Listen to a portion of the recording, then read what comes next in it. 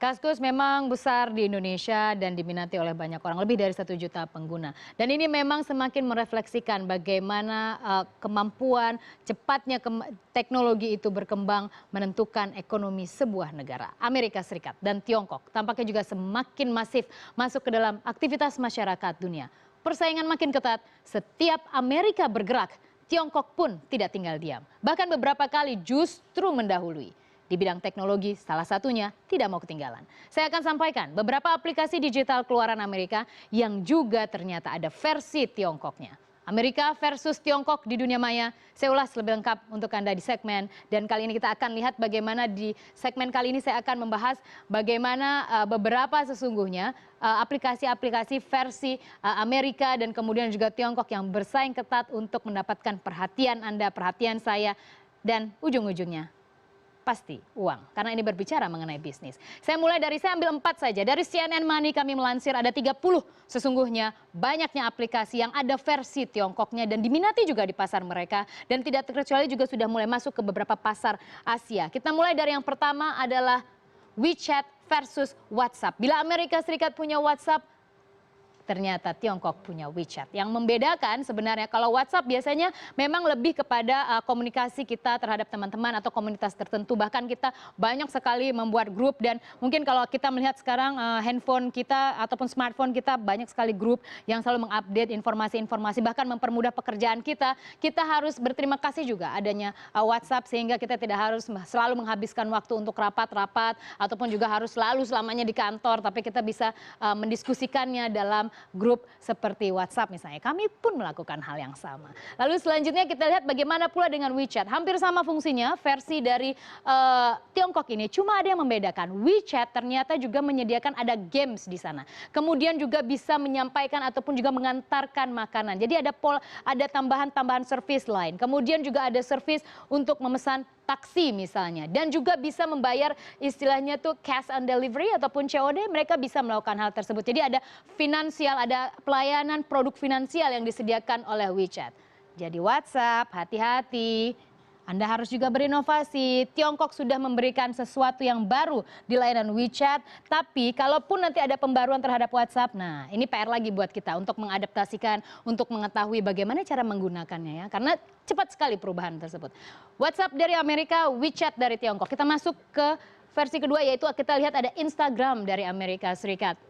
Anda tahu Instagram menjadi salah satu juga aplikasi yang hampir selalu pasti ada di smartphone setiap orang. Terutama untuk mereka yang memang gemar berbagi aktivitas mereka. Dan kita lihat bagaimana di Tiongkok mereka punya WeChat Moments. Dan ini menjadi salah satu juga pesaing. Jadi head to head antara WeChat Moments dan juga Instagram. Bila Instagram memang berdiri sendiri sebagai sebuah aplikasi, kalau dengan WeChat Moments ternyata bukan merupakan aplikasi yang berdiri sendiri karena dia masuk ke dalam aplikasi WeChat.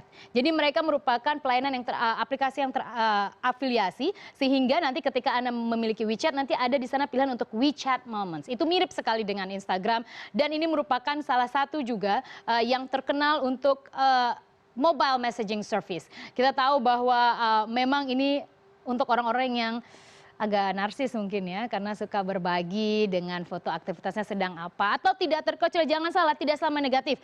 Karena ini juga bisa menghasilkan uang. Anda tahu ada berapa banyak dengan follower yang banyak di Instagram bisa menjadi salah satu juga sumber penghasilan. Kalau ketika Anda memiliki banyak followers, Anda berarti menjadi sebuah refleksi bahwa Anda memiliki pengaruh di tengah society ataupun masyarakat dan itu dimanfaatkan untuk para pebisnis untuk meng-hire Anda, untuk menjadi endorse dan kemudian Anda juga mengiklankan mereka punya produk dan kemudian mereka juga mungkin ada benefit penjualan mereka sehingga tidak selamanya buruk. Medsos sekarang sudah multifungsi ketika Anda bisa memanfaatkannya untuk menguntungkan, jangan hanya untuk pamer.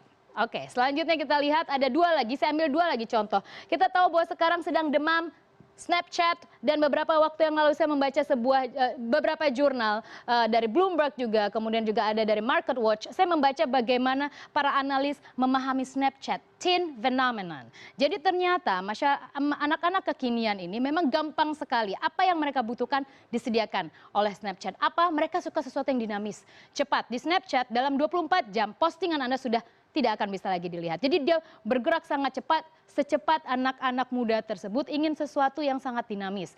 Dan kita lihat juga untuk di Tiongkok ternyata juga ada Tian Tian Chong namanya. Jadi namanya agak susah, Tian Tian Chong, tapi fungsinya sama, hampir sama. Jadi kita tahu bahwa ada banyak sekali pembaharuan yang dilakukan oleh Snapchat, misalnya ada cara baru untuk melakukan chat, termasuk juga kemampuan untuk meninggalkan video private kita yang lebih privacy lagi. Sementara Tian Tian Chong sendiri hanya menambahkan feature yang memang sepertinya hampir mirip sekali dengan Snapchat. Jadi persaingan itu juga semakin jelas ketika apapun yang dilakukan oleh developer dari aplikasi Amerika Serikat juga diikuti oleh developer yang berasal dari Tiongkok. Oke, selanjutnya kita lihat adalah mesin pencari. Ketika Anda akan mencari tahu apapun, ketika saya akan mempresentasikan hal ini pun pada hari ini, saya pasti akan buka Google. Tapi jangan salah, Google jangan terlalu percaya diri karena Tiongkok juga punya Baidu.